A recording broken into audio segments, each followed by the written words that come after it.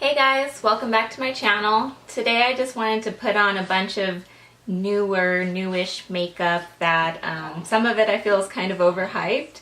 But yeah, if you want to just watch me put on a bunch of makeup and ramble a little bit, just keep watching.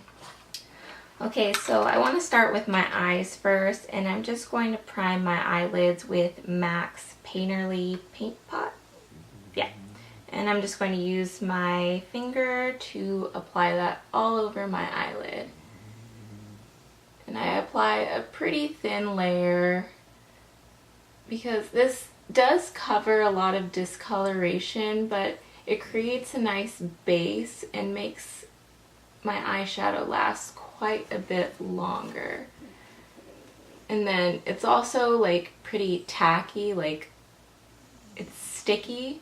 So I like to set it with a powder or an eyeshadow that's close to my skin tone, just so that when I go in with whatever eyeshadow I'm using, it doesn't get like stuck and patchy. Okay, so for eyeshadow, I have no idea what I want to use. I want to use something that I've never used, I want to use something I've never used. So for the crease shade, I'm going to take this Tita Tint. It's like this peachy brown shade, and I'm going to take that on a MAC 224 and just sweep that in the crease.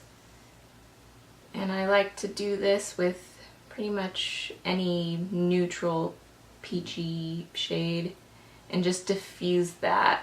So I go in windshield wiper motions, I'll swirl it around just to diffuse the color. There's nothing harsh about it. It's just throwing something in there and defining where your eyelid folds.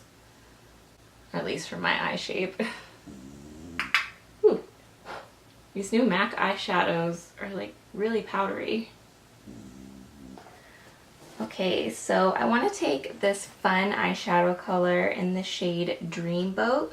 And this is a $5 eyeshadow from the brand Looksy Beauty. And I'm going to apply that with a MAC 242 flat eyeshadow brush.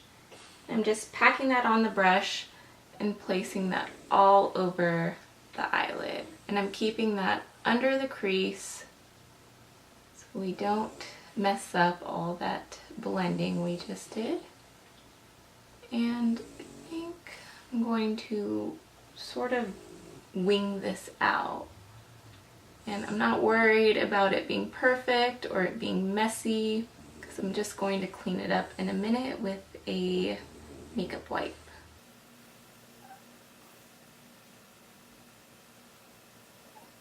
Okay, so now I'm going to take a clean makeup wipe and I wrap it around my finger like that. And I'm just going to clean up underneath and really sharpen up that edge so it's creating a winged out shape. So next up I have this very hyped up product from a brand called Lemonhead Los Angeles, and everybody and their sister were talking about it. It's the Houdini Space Paste, which I have not used it once since I bought it, but I was convinced. And I don't know if you can even see it on camera, but it's this like iridescent, clear, lavender, sparkly goop. I think I'm just gonna put that on my finger like so, and just tap that all over my eyelid.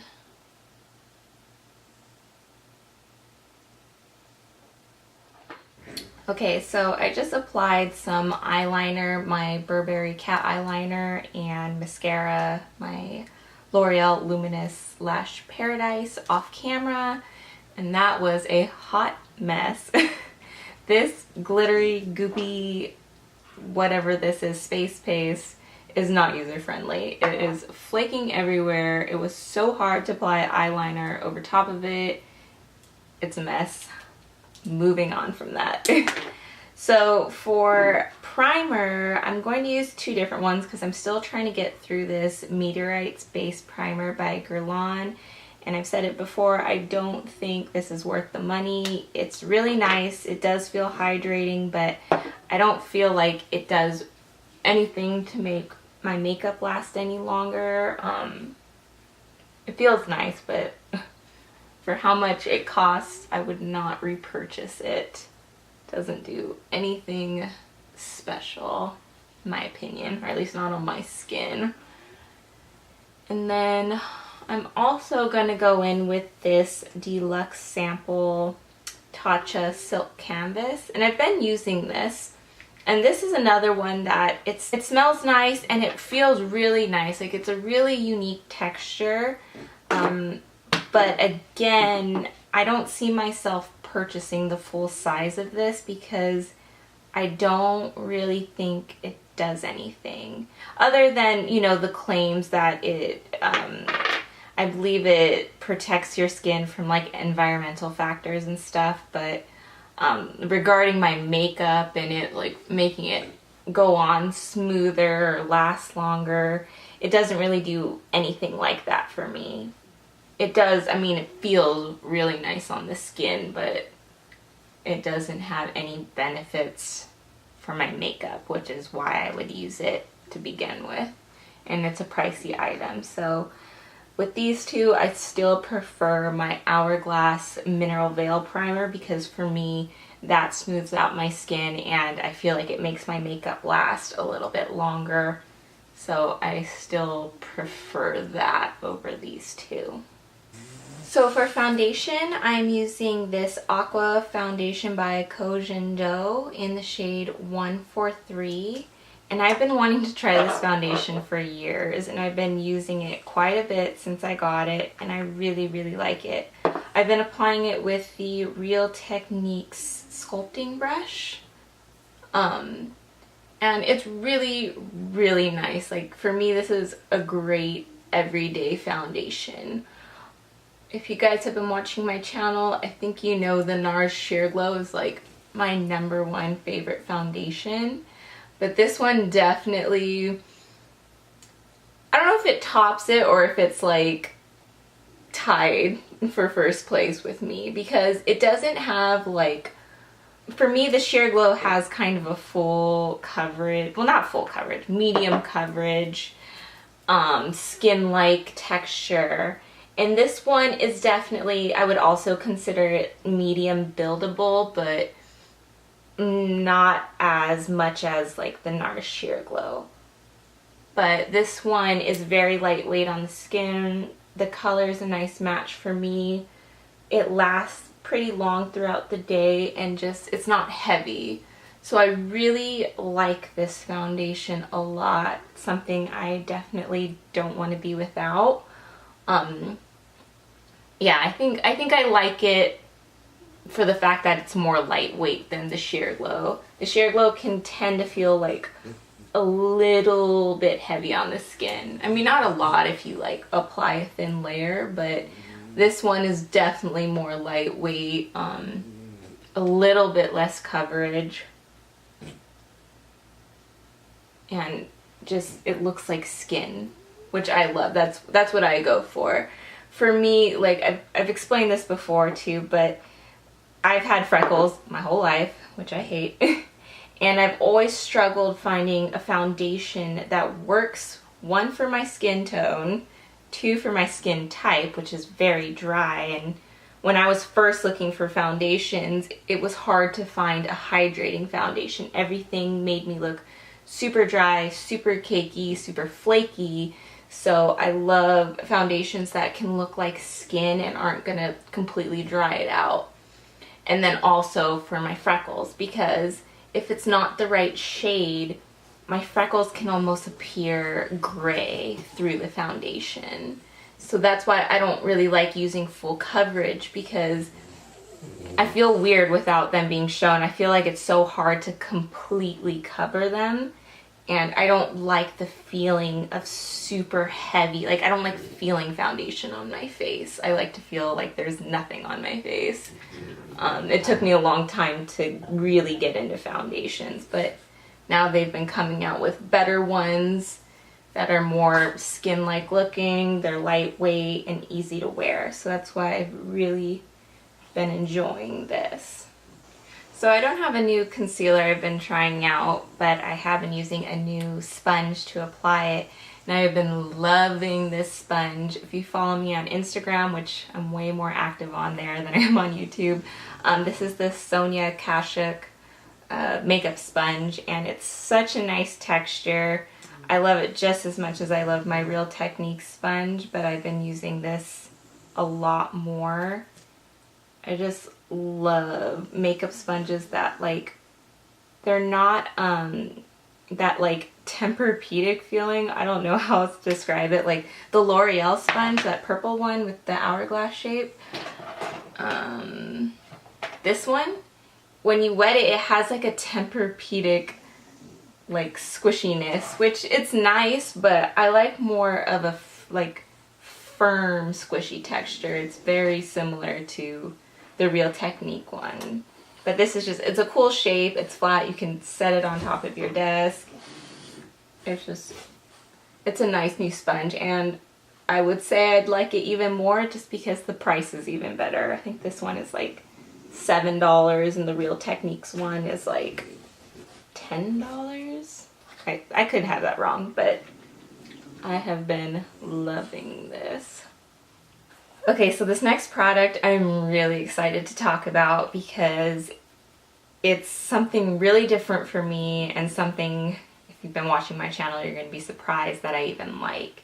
It's the Stellar Haze powder, and for one, I hate using white powders typically. I don't know why, but this one I really like, and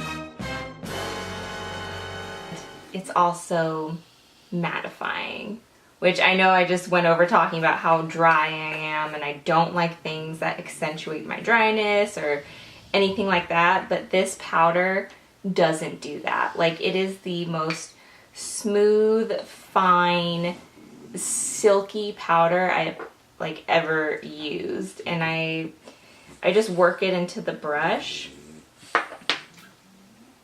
and just dab it all over, and it mattifies the skin, and it even feels super smooth to the touch. Like, the first time I used this, I kept touching my face because I was like, oh my gosh, it feels so smooth. So I wish I knew the girl's name who recommended it to me at Sephora. If you know who you are, thank you. But I love this powder because it really does set your makeup so nicely. And what I like about it is that even though it initially goes on mattifying, it kind of takes all the shine away from your face. But throughout the whole day, my natural oils do come through and my skin just looks like skin. It doesn't look mattified. So I love this powder. It's so good. There's another powder I'm going to talk about in a minute that's been super hyped up, and I don't like it for setting my makeup. But this one, this Stellar powder, is stellar. So this next very hyped up product is the Marc Jacobs Tantastic Bronzer. And everyone has been talking about this for, I believe, since last year when it released. Yeah, I think it was last year. And for one thing, I hate the smell. It smells like baby powder to me. It doesn't smell like coconuts. But it is a really nice formula. It goes on really smoothly. The color isn't really what I expected. For some reason, I was thinking it was going to be more along the lines of the Benefit Hoola bronzer or Physicians Formula Butter Bronzer, because everyone's been saying how this is not too warm, not too cool. It's that perfect in-between, which it's a really nice color, but I don't find it to be that perfect in-between on my skin. I think it definitely pulls a little bit more warm, orangey on my skin. So for that reason, I was a little bit disappointed. it's not bad. It's a good formula and a nice powder. It's just not what I was expecting at all. And I'm just using my Burberry bronzer brush to apply this. It's really easy to blend out. I do feel like it's great for summer because it like gives so much warmth to the skin. But it's just, for me, it's a little bit more warm toned than I was expecting. I don't know, maybe it's different in this re-release. And the smell too, like I was so expecting like a butter bronzer, coconutty smell, but it smells like straight baby powder. And I'm not a fan of that smell at all. So I don't have any new blush to talk about, so I'm going to use this Revolution matte blush in the shade Nude. And I love this color, it's pretty unique. And I'm applying that with a MAC 129 brush and just focusing that more towards my contour area, not so much on the apples. So this next product is another very hyped up product, something that I was actually kind of skeptical to buy just because I know I'm not the biggest fan of their other powders. They don't really work for me, but I bought it anyways. And it's the Hourglass Veil Translucent Setting Powder. And the other, like the diffused lighting powders or whatever, I don't like them to set my face with because they dry me out. I don't know why everyone talks about how they're great for dry skin. I've used them on, like, when I've applied makeup on my mom, they look beautiful on her. When my friends, they look really great on them. But for me, they look really drying on me. I can use them as highlighters, but just, I have to keep them away from like my under eye area and my forehead. Now this powder, it doesn't really dry me out at all, but I don't like setting my makeup with this. This powder for me is definitely more of, I guess, like a buffing powder, kind of like what I like to use my Wet n Wild Reserve Your Cabana powder for, where like if I apply too heavy of blush, I'll just kind of go over top and just sort of diffuse it. And this powder has a little bit of radiance to it, not as much as the Wet n Wild powder, but just enough. I can see why people are really liking it, but I just wouldn't use this to set my face with. And I wouldn't see myself buying this again because I can do the same thing with my Wet n Wild powder, which is like $3. I mean, the packaging is beautiful, the product is really nice, but it's just a little overhyped in my opinion. It's not like the greatest thing since sliced bread, you know what I mean? But it is very pretty.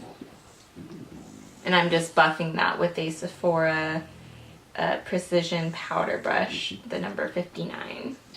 For highlighter, I also don't have a new product, but I am going to go in with my NARS Rev Soleil highlighter, and I'm going to mix the first two shades together on a Morphe M501 brush. I can't get over this highlight. I really think I need to buy a backup because I don't want to run out of it. It's literally my favorite highlight ever. Bold statement.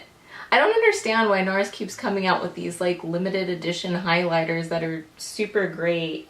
Everyone keeps talking about that, what is it called? Bonk Sable or something. I didn't get to try that one, but I'm just like, clearly everyone's talking about it. They need to just permanently release these formulas. I don't know if that one was the same as this, but it sounds like it was amazing. And this one I find to be like the best thing ever. But it's not like, it's not a beaming highlight. It's not super metallic or anything like that. It's just very, it has a beautiful sheen. Like, I love that. For everyday wear, you know, not like nightclub wear. It's really pretty. So I'm gonna go back in with MAC's Teat a Tint eyeshadow and a Morphe E18 pencil brush. And I'm just going to sweep that under my eyes, really with like no particular way of doing it. I just like diffusing this under the eyelid. And if you have really like wrinkly, crepey under eyes, like where your concealer might crease, this is a great way to kind of blend that out and conceal it. It just looks more diffused and smooth with a shade like this. Okay, and then for the mascara for my lower lash line, I'm going to use the MAC Extended Play Mascara. I'm trying to debate if I want to put this on or not. I kind of like the way it looks without mascara, but whatever. We're doing it. So for lips, I'm going to start off with the ColourPop x Kathleen Lights lip pencil in the shade Lumiere. And just outline my lips with that. So for lipstick, I am going to take this little Bobbi Brown lipstick in the shade Sandwash Pink. I got it as one of those 100-point perk points or whatever from Sephora. Just a nice light pink shade. And then I'm going to take the NYX Butter Gloss in the shade Eclair and just apply a little bit of that over top.